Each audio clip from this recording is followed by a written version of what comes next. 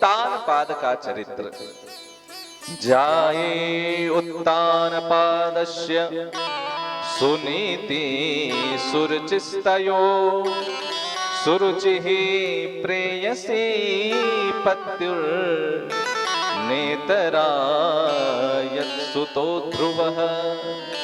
राजा उत्तान पाद जिनकी दो पत्नियां थी, कौन कौन? एक सुनीति और एक सुरुचि, और उनका एक पुत्र हुआ ध्रुव। तो राजा उत्तान पाद की दो रानियां हैं, और हमारे जीवन में भी दो रानियां हैं।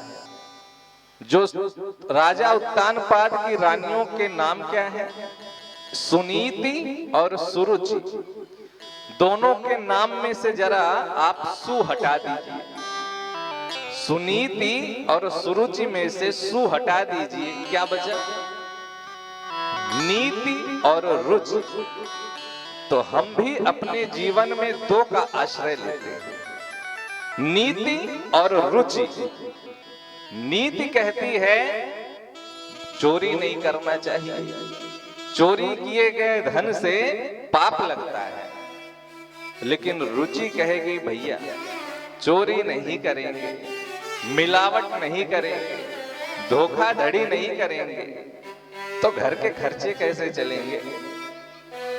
गाड़ी बंगला जो हम बनाना चाहते हैं, जब तक 2 नंबर की कमाई नहीं करेंगे कहां से होगा?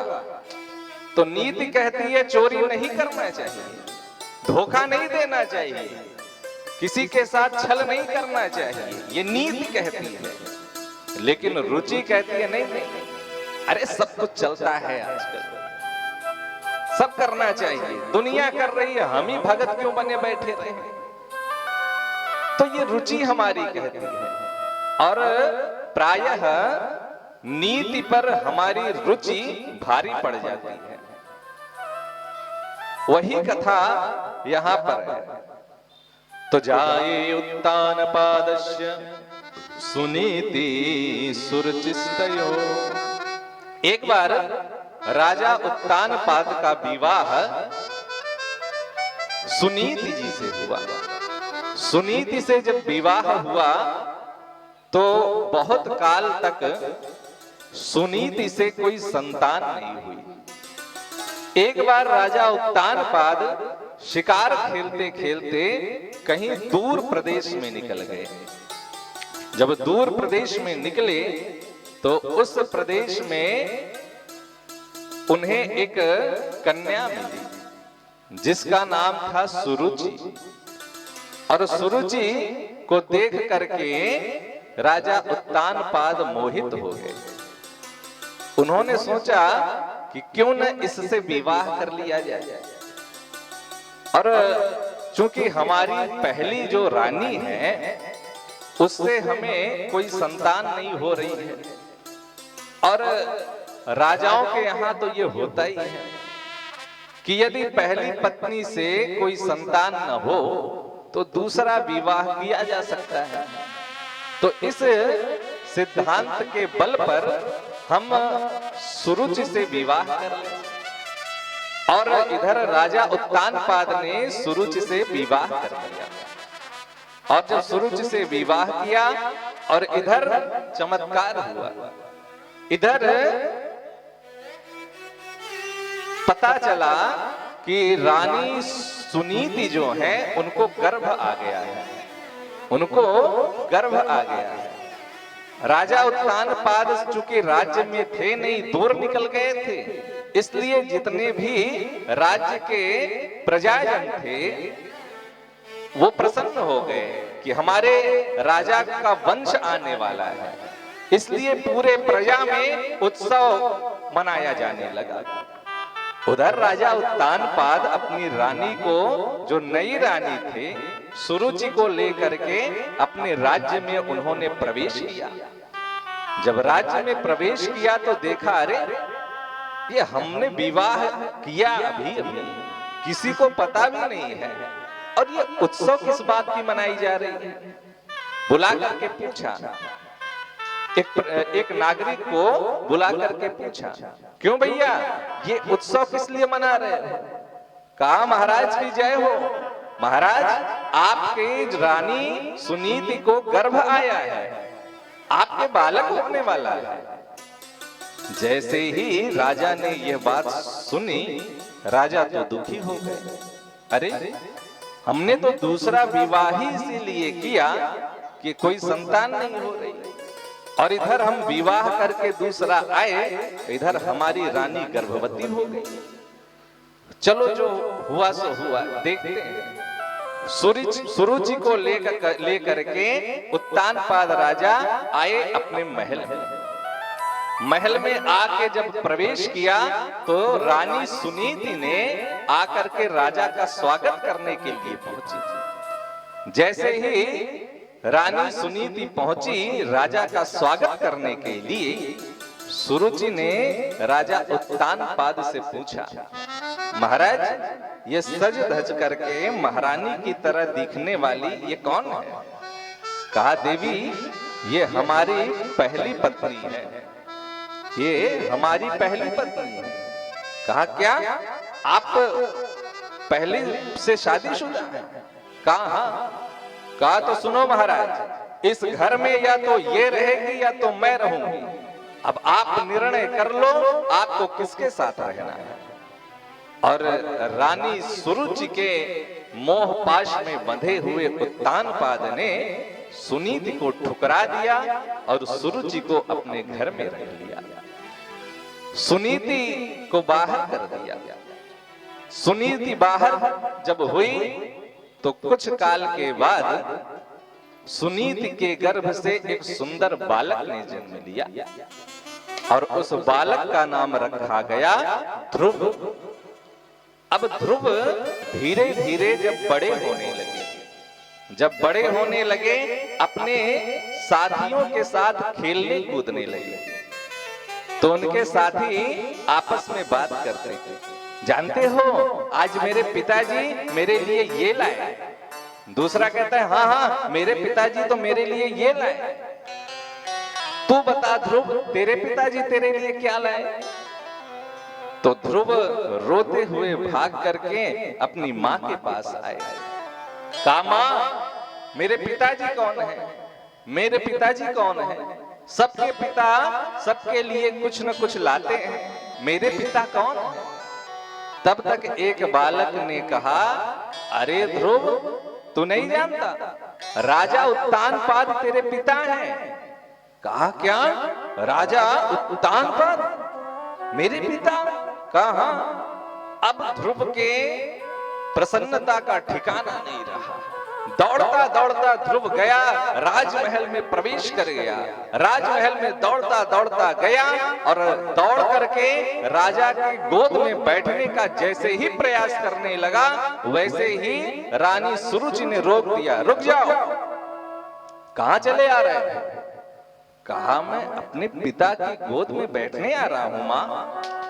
कहा सुनो दुर्लभेर थे मनोरथ, ये तुम्हारा मनोरथ दुर्लभ है। कहा क्यों? मैं अपने पिता की गोद में नहीं बैठ सकता? कहा नहीं।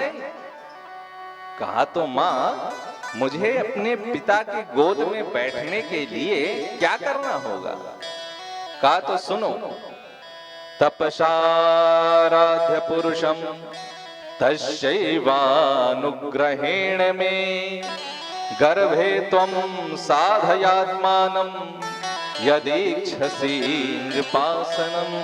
सुनो, यदि तुम चाहते हो कि तुम इस सिंहासन पर बैठो तो तपसाराध्य पुरुष, तुम परम पुरुष आदि पुरुष नारायण के लिए तपस्या करो, और तपस्या से जब नारायण प्रसन्न हो जाए तो उनसे वरदान मांगो कि मेरा जन्म सुरुचि के कोख से हो, और जब मेरे कोख से जब तुम्हारा जन्म होगा तभी तुम इस सिंहासन पर बैठने के अधिकारी होगे।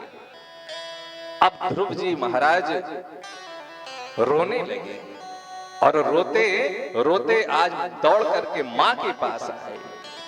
मातु सपत्न्या सतुरोक्ति विद्ध स्वसन रुषादन पिंड तो यथा ही। दौड़ते दौड़ते ध्रुव जी आए अपनी माता के पास। जैसे किसी सर्प को किसी ने डंडा मार दिया हो और वो फुफकारता हुआ चला जाए, ऐसे ही ध्रुव जी महाराज क्रोधित भी हैं और क्रोधित होने के साथ साथ ध्रुव जी महाराज कर क्या रहे हैं, रो भी रहे हैं। क्रोधित भी हैं और रो भी रहे हैं और कहते हैं कि मां आज मेरी मां सुरुचि ने मुझे पिता के गोद में बैठने से रोक दिया, पिता के गोद में बैठने से रोक दिया। कहा उन्होंने क्या कहा बेटा? कहा उन्होंने कहा तपसाराध्य पुरुषम, जाओ और परम पुरुष आदि पुरुष नारायण की उपासना करो और जब वो प्रसन्न हो जाए तुमसे वरदान मांगने को कहें तो तुम कहना कि जो है मुझे सुरुचि के गर्भ से मेरा जन्म हो जाए, तभी मैं उस सिंहासन पर बैठने का अधिकारी हूं। सुरुचि मां की इस बात को जब सुनीति ने सुना तो एक बार अवाक रह गई। लेकिन धन्य है इस भारत की मां। भारत की माओं ने सदैव अपने बालक को संस्कार देना सीखा है। कभी भी हमारे भारत की माताएं अपने बालकों को कुसंस्कार उन्होंने नहीं दिया।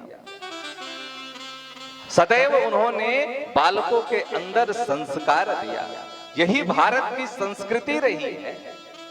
भारतीय संस्कृति ही यही रही है कि जितनी भी माताएं हुई हैं, भारत की सीमा पर आज जितने भी पुत्र जाकर के सीमा की सुरक्षा कर रहे हैं, जब मां अपने बेटे को विदा करती है तो उसके मस्तक पर तिलक लगा करके भेजती है, बेटा जा और सीमा की सुरक्षा करना, सीमा की सुरक्षा करना।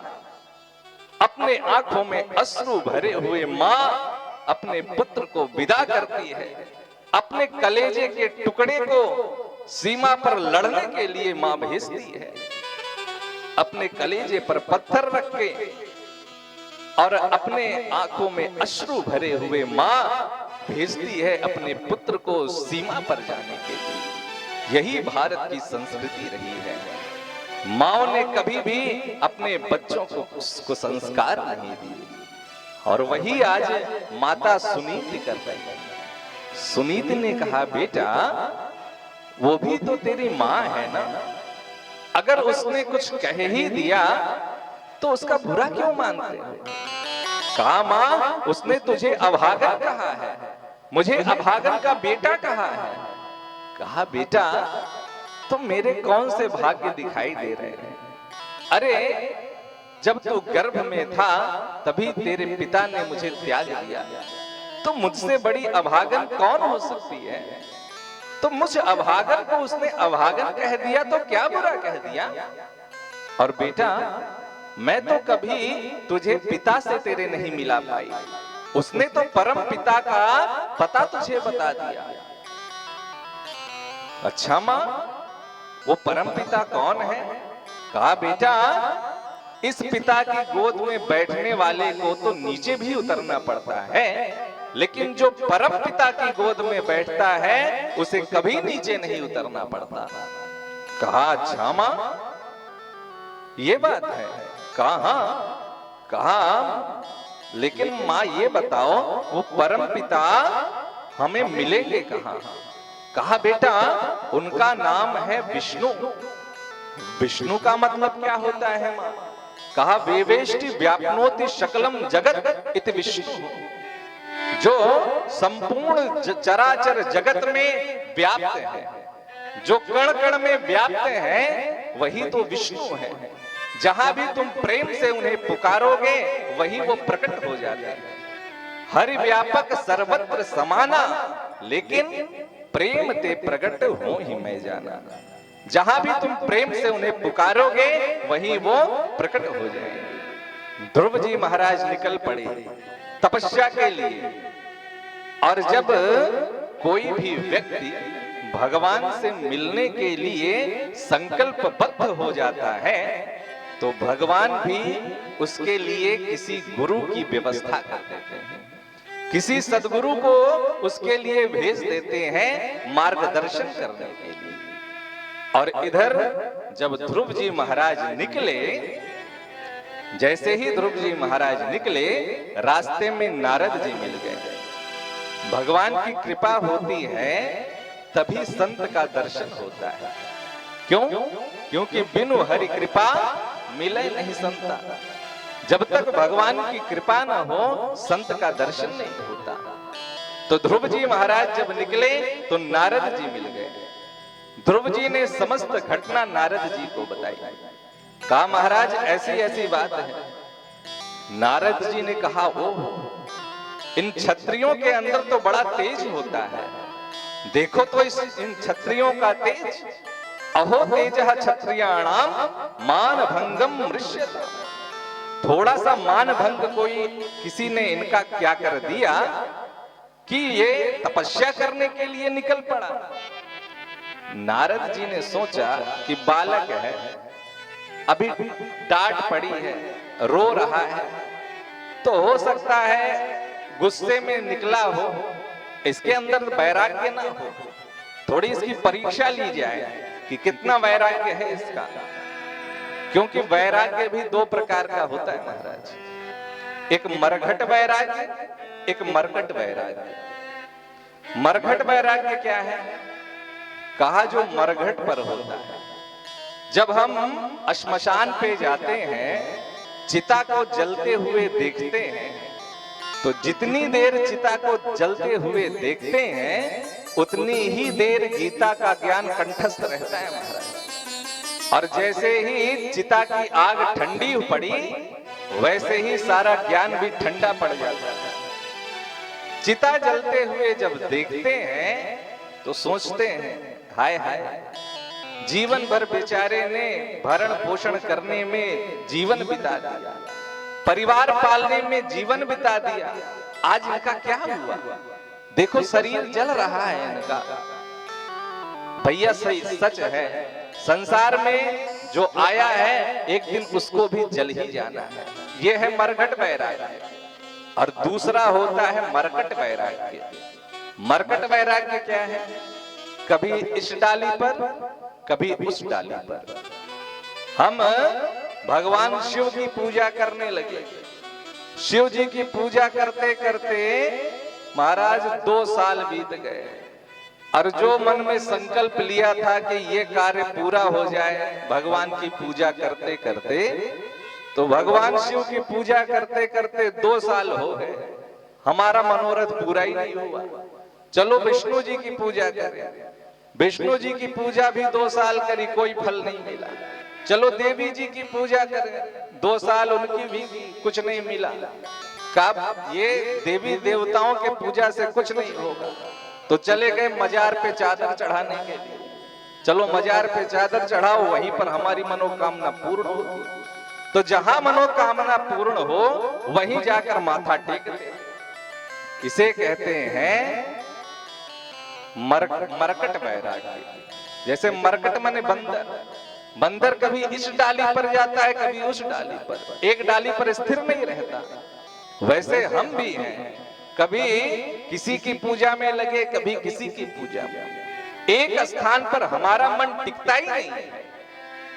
तो नारद जी ने भी सोचा कि ये भी कोई मरकट वैरागी तो नहीं है, चलो परीक्षा लेते हैं इसकी।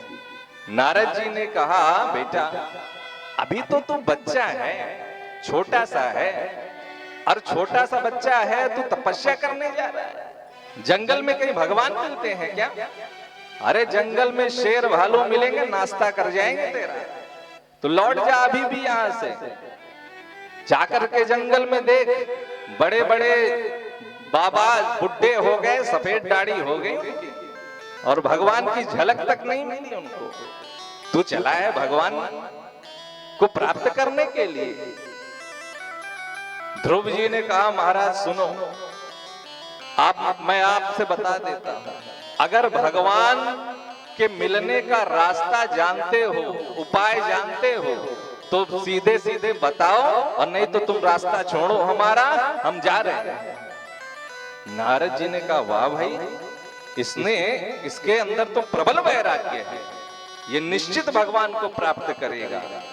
इसलिए परीक्षा में जब उत्तीर्ण हो गए ध्रुव जी महाराज, तो कहा, सुनो बेटा, अब मैं तुम्हें एक मंत्र देता हूं, उस मंत्र के प्रभाव से तुम भगवान को प्राप्त कर सकते हो। और ध्रुव जी महाराज को नारद जी ने द्वादशाक्षर मंत्र प्रदान किया।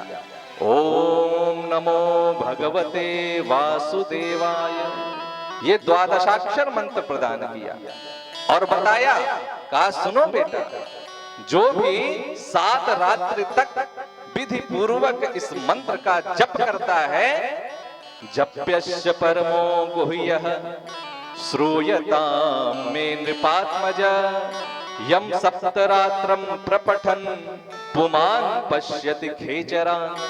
जो 7 रात्र तक विधि पूर्वक इस मंत्र का अनुष्ठान करता है, उसे जो तीनों लोकों में चलने वाले जो दिव्यादि दिव्य ऋषि महात्मा और अन्य भी जितने सूक्ष्म रूप से चलने वाले जीव हैं, वो सब उसे दृष्टिगोचर होने लगते हैं। इस मंत्र का यह प्रभाव है।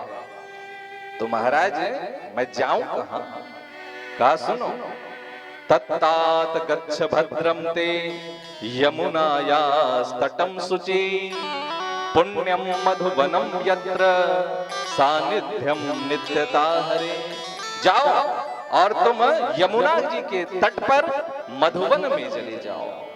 वृंदावन में जो मधुवन है, मधुवन में यमुना जी के तट पर जाकर के तुम जाकर तपस्या करो। ध्रुव जी महाराज गए और दिव्य तपस्या करने लगे। तपस्या का प्रथम मास लगा, तो ध्रुव जी तपस्या कैसे करते हैं? त्रिरात्रांते त्रिरात्रांते कपित्थ बदरासन, 3 दिन में एक दिन फलाहार करते हैं। और क्या? कपित्थ बदरासन, कैथ का फल और बेर का फल लेते हैं। 3 दिन निराहार और 1 दिन फलाहार लेते हैं पहले महीने में। दूसरा महीना लगा तो द्वितीयम च तथा मासम षष्ठे षष्ठे भगो दिने। अब 6 दिन में एक बार पाते हैं क्या? तृणपर्णादिभिः, वृक्षों के पत्ते खा करके रहते हैं। तीसरा महीना लगा महाराज, तृतीयम चानयन मासम नवमे नवमे हनि। तीसरे महीने में अब 9 दिन में एक बार पाते हैं क्या? अब भक्षम, सिर्फ जल पी करके रहते हैं। चौथा महीना लगा, चतुर्थमपि वै मासम द्वादशे द्वादशे हनि। अब चौथे महीने में 12 दिन में एक दिन पाते हैं। 12 दिन निराहार और 1 दिन क्या पाते हैं? वायु भक्षो, वायु पी करके रहते हैं। और जैसे 5वां महीना लगा, पंचमे मासनुप्राप्ते जितश्वास नृपात्मजः। अब वायु की भी आवश्यकता नहीं पड़ी और ध्रुव जी ने अपने श्वास प्रश्वास को चढ़ा लिया। भगवान के ध्यान में एकनिष्ठ हो गए। जैसे ही एकनिष्ठ हो गए, त्रिलोकी महाराज, त्रिलोकी का श्वास अवरुद्ध हो गया।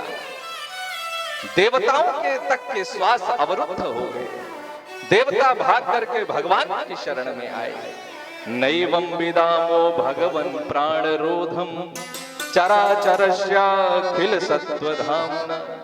अरे प्रभु, रक्षा करो, हमारे श्वास अवरुद्ध हो जा रही है, क्या हो रहा है? भगवान ने कहा, मां भईष्ट, चिंता मत करो। उत्तानपादिर मयि संगतात्मा। अरे वो उत्तानपाद का पुत्र ध्रुव है, जिसने मुझ में अपने मन को दृढ़ कर दिया है और आज मैं उससे बहुत प्रसन्न हूं। और वो मधुवन में तपस्या कर रहा है और आज मुझे अपने भक्त के दर्शन करने की इच्छा हो रही है। सदैव हमने ये सुना था कि भगवान भक्त को दर्शन देते हैं, लेकिन धन्य है ध्रुव जी महाराज, जिनका दर्शन करने की इच्छा आज भगवान को हो रही है। मधोर वनम भृत्य दिदृक्षया गतः। दिदृक्षा माने दृष्टुम इच्छा, दिदृक्षा भक्त के दर्शन करने की इच्छा हुई भगवान की। और इधर भगवान पहुंच गए मधुवन में, ध्रुव जी के सामने प्रकट हो गए शंख चक्र गदा और पद्म धारण करके। भगवान वहां जब पहुंचे तो देखा ध्रुव जी महाराज अभी भी ध्यान मग्न हैं। तुरंत भगवान ने अपनी माया से ध्रुव जी के अंदर जो भगवान का ध्यान चल रहा था उसको मिटा दिया। जैसे ही भगवान का ध्यान मिटा, ध्रुव जी हड़बड़ा करके नेत्र खोला। जब नेत्र उन्होंने खोला तो जो अंदर दिखाई दे रहे थे वही सम्मुख में दिखाई देने लगे।